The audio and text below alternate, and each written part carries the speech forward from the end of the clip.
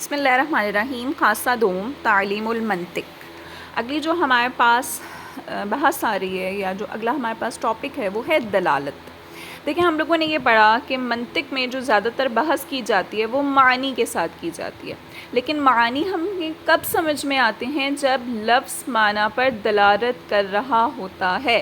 اب یہ دلالت ہے کیا؟ کیونکہ لفظ معنی پر دلالت کرے گا تو ہی تو ہمیں معنی کی سمجھ میں آئے گی. تو سب سے پہلے اس چیز کا سمجھنا زیادہ ضروری ہے کہ دلالت ہے کیا چیز کہ جس کے ذریعے سے ہمیں لفظ سے معنی کی دلالت سمجھ میں آتی ہے. دلالت کی جو تعریف ہے، اگر ہم اس کا لغوی معنی دیکھیں جس کو لفظی معنی بھی کہا جاتا ہے، لغت کے اعتبار سے یہ کہا جاتا ہے راہ دکھانے کو، یعنی رہنمائی کرنے کو. یعنی اصل میں ہمیں لفظ جو ہے وہ ہماری رہنمائی کر رہا ہوتا ہے معنی کی طرف کہ معنی اصل میں کیا ہوگا، راہ دکھا رہا ہوتا ہے ہمیں معنی کی. اور اصطلاحی طور پر اگر ہم دلالت کی تعریف دیکھیں تو کسی شے کا کسی دوسری شے کے ساتھ اس طرح خاص ہونا کہ جب بھی پہلی شے کا علم آئے تو اس کے ساتھ ہی دوسری شے کا بھی علم حاصل ہو جائے.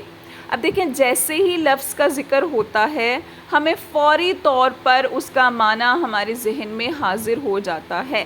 ٹھیک ہے، تو اس وجہ سے اس کو کہتے ہیں کہ لفظ اصل میں ہمیں معنی کی راہ دکھا رہا ہوتا ہے. یعنی جیسے ہی ہم منہ سے لفظ بولتے ہیں تو فوراً سے ہمارے ذہن میں کوئی نہ کوئی معنی آ جاتا ہے.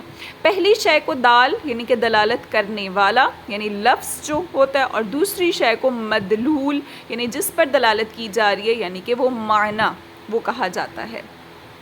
یہ میں اس لیے آپ لوگوں کو ساتھ ساتھ لفظ اور معنی کا ذکر بتا رہی ہوں کیونکہ ہم لوگوں نے اصل میں جو بحث پڑھنی ہے وہ یہی پڑھنی ہے جس کے بیچ میں لفظ معنی پر دلالت کرے گا اور ہمیں فوری طور پر سمجھ میں آ جائے گا. تو دلالت کی تقسیم اگر کہتے ہیں دلالت کی ابتداءً دیکھیں، شروع میں دیکھیں، ٹھیک ہے، ابتدا سے دیکھیں یعنی بنیاد سے دیکھیں تو دلالت کی دو قسمیں بنتی ہیں. ایک کو کہا جاتا ہے لفظیہ، ایک کو کہا جاتا ہے غیر لفظیہ. دیکھیں نام سے ظاہر ہو رہا ہے کہ لفظیہ کا مطلب یہ ہے کہ کوئی لفظ کسی معنی پر دلالت کر رہا ہوگا، یعنی ہمارے منہ سے کوئی لفظ نکلے گا جس سے ہمیں فوری طور پر کوئی معنی سمجھ میں آئے گا. اور غیر لفظیہ کا مطلب یہ ہے کہ کوئی لفظ ہمارے منہ سے نہیں نکلے گا بلکہ کوئی ایسی نشانی، کوئی ایسی علامت ظاہر ہو جائے گی کہ جس کے ذریعے سے ہمیں فوری طور پر یہ سمجھ میں آ جائے گی کہ اس سے مراد کوئی نہ کوئی معنی ہے. اب جو آگے ان کی اقسام بیان کی گئی ہیں ان کی سب سے پہلے وجہ حصر ہے ہمارے پاس. وجہ حصر کا مطلب کیا ہوتا ہے؟ حصر کہتے ہیں رکاوٹ کو، یعنی یہ جو دو قسمیں ہیں یہ دو تک ہی کیوں رک گئی ہیں، اس سے آگے کیوں نہیں ہوئی. کہتے ہیں دلالت جو ہے وہ دو حال سے خالی نہیں ہوگی کہ یا تو اس میں دال یعنی دلالت کرنے والا وہ لفظ ہوگا یا پھر غیر لفظ ہوگا. اگر وہ لفظ ہوگا یعنی کہ بصورت اول پہلی صورت میں وہ دلالت لفظیہ کہلائے گی، اور بصورت ثانی یعنی کہ دوسری صورت میں وہ کیا کہلائے گی؟ غیر لفظیہ. اب اس کی تعریفات سمجھیں تو ہم آپ کو زیادہ بہتر طریقے سے سمجھ میں آئے گا کہ اصل میں یہ لفظیہ اور غیر لفظیہ ہے کیا. دیکھیں لفظ کیا ہوتا ہے؟ جو ہمارے منہ سے ادا ہوتا ہے، ہم کوئی گفتگو کرتے ہیں.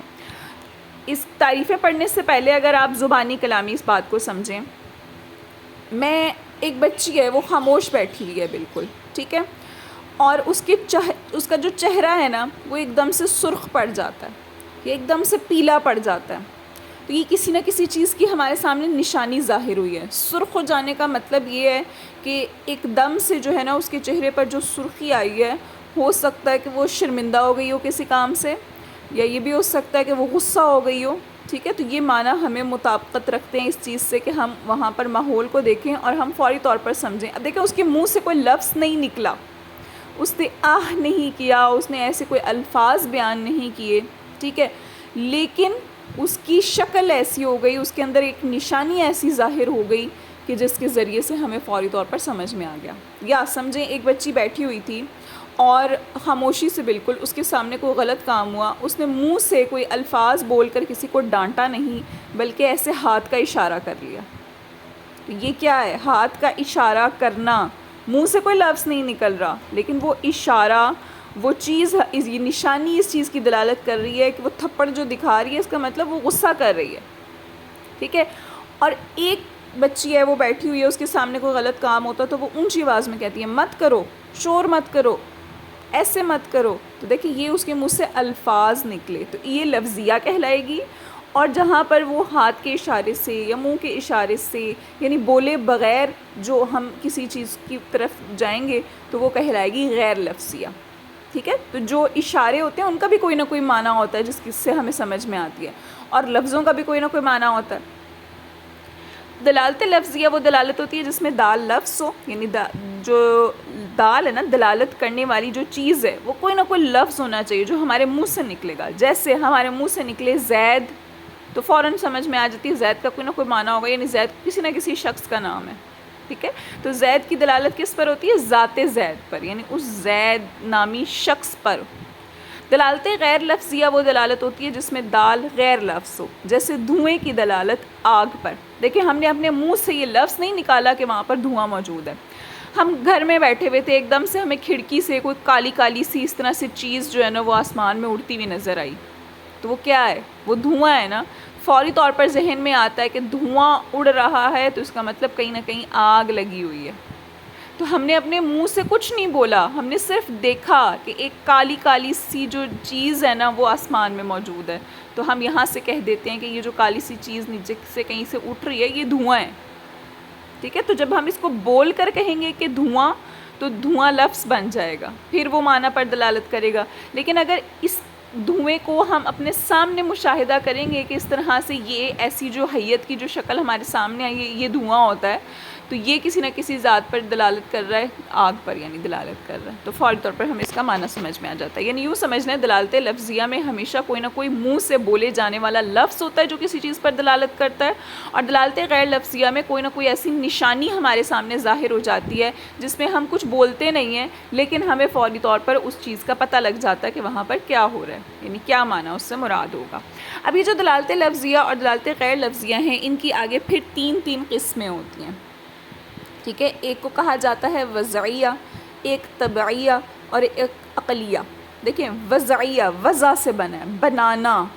اگر ہم لفظ کے اعتبار سے دیکھیں تو کوئی لفظ جو کسی معنی کے لیے بنا دیا جاتا ہے، خاص کر دیا جاتا ہے، یعنی اگر ہم کہیں ہم نے زید کا نام رکھ دیا نا تو ایک ہم نے خود کسی کا نام رکھا، یعنی اس میں انسانوں کا عمل دخل ہوتا ہے. انسان کسی بھی چیز کے لیے کوئی بھی ایسا لفظ جو اس سے مناسبت رکھتا ہو، اس کے لیے سوٹیبل ہو، وہ رکھ دیتے ہیں.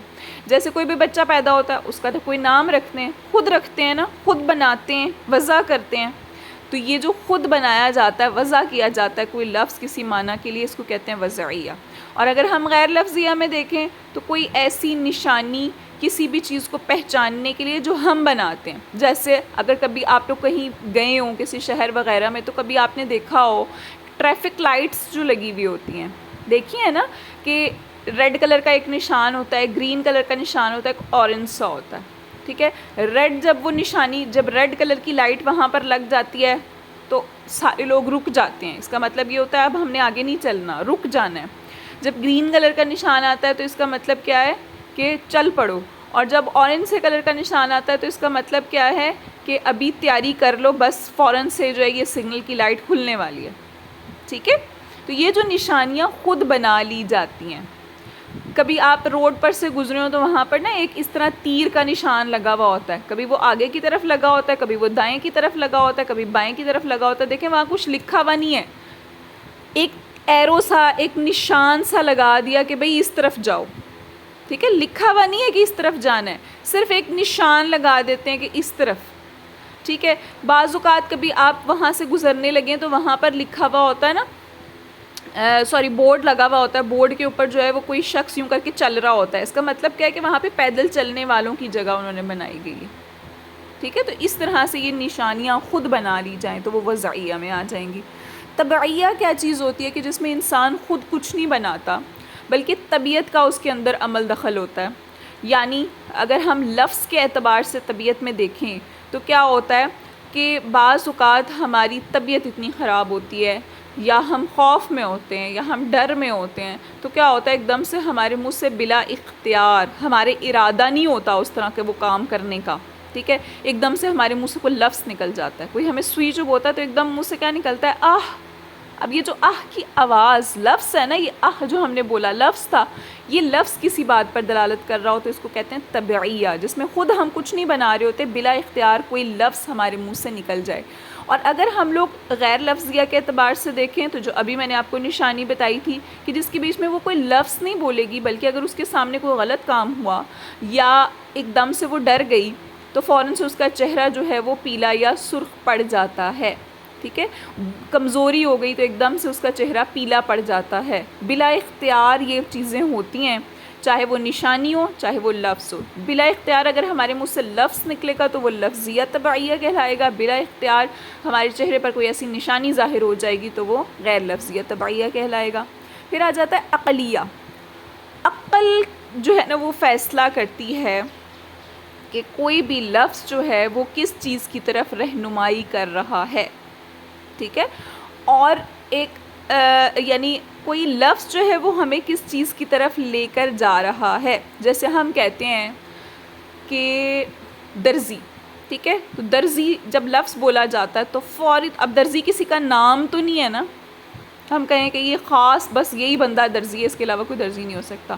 تو درزی ہمیں عقل کس چیز کی طرف لے کر جاتی ہے کہ جس شخص کو سینہ پرونا آتا ہے، جو ہمارے کپڑے سی کے دے گا، وہ درزی کہلائے گا، ٹھیک ہے، یعنی جس کو مشین چلانی آتی ہے، اس طرح سے کپڑے چلا جو ہے وہ مشین چلا کے ہمیں کپڑے سی کے دے گا، وہ درزی ہوگا، یا ہاتھ سے سوئی سے سلائی کر کے وہ ہمیں دے گا۔ فوراً عقل پہ فیصلہ کرتی ہے نا کہ یہ کیا چیز ہے، ٹھیک ہے۔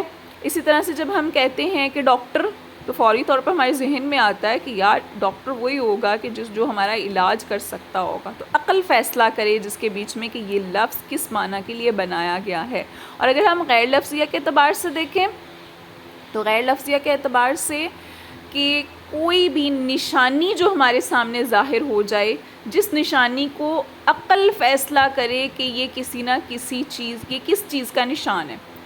یوں سمجھ لیں کہ ہمارے سامنے ایک مٹی موجود ہے، ٹھیک ہے، وہ بالکل پہلے صاف ستھری تھی، اس کے اوپر کوئی شخص چل کے جائے، اس کے قدموں کے جو نشان ہیں وہاں پر لگے ہوئے ہوں، تو قدموں کے نشان فوراً ہی ایک نشانی ہمارے سامنے آ گئی نا، کوئی لفظ نہیں ہے، نشانی ہے، نشانی کو فوراً دیکھتے ہی عقل یہ فیصلہ کرے گی کہ یہ کس کے قدموں کے نشان ہیں، یہ انسان کے قدموں کے نشان ہیں، یا یہاں سے جانور چل کے گیا ہے، یا یہاں سے یہ پرندے کے پنجے کے نشان ہیں، تو فوری طور پر عقل اس چیز کا فیصلہ کرے۔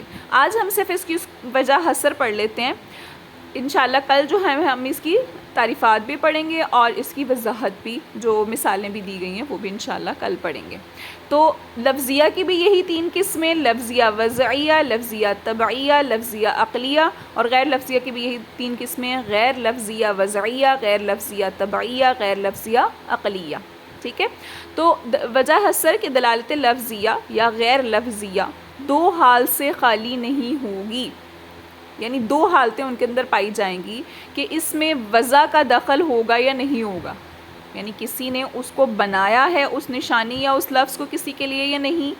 اگر کسی نے اس کو باقاعدہ کسی نشانی کو یا کسی لفظ کو کسی خاص معنی کے لیے بنایا ہے تو پھر وہ کہلائے گی وضعیہ، بصورت اول ہے نا، پہلی صورت میں وہ کہلائے گی وضعیہ۔ اب اگر اس کو کسی کے لیے نہیں بنایا گیا تو پھر اس کے اندر دو حالتیں آ جاتی ہیں کہ کیا اس میں طبیعت کے تقاضے کا دخل ہے یا نہیں ہے۔ طبیعت کا مطلب یہ کہ قدرتی طور پر وہ ہمارے ساتھ کام ہو رہا ہے، یا اس کے بیچ میں ہمیں کوئی سوچ و بچار کرنی پڑ رہی ہے۔ تو اگر تو قدرتی طور پر وہ کام ہو رہا ہے، یعنی طبیعت کے تقاضے کا اس کے بیچ میں دخل ہے، تو پھر وہ کہلائے گی طبعیہ۔